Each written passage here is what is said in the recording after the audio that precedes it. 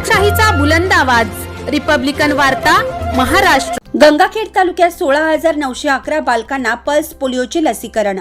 शहरात 27 ठिकाणी pulse polio लसीकरण बूथची व्यवस्था।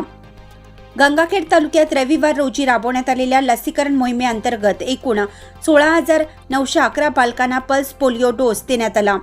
लसीकरण मोहिमेअंतर्गत लाभार्थ्यांची संख्या 18,465 होती। गंगाखेड शहरात 27 ठिकाणी पल्स पोलिओ लसीकरण बूथची व्यवस्था करण्यात आली। शहरातील लाभार्थ्यांची संख्या 6,880 होती। यापैकी 5,886 बालकांना पल्स पोलिओचा डोस देण्यात आला।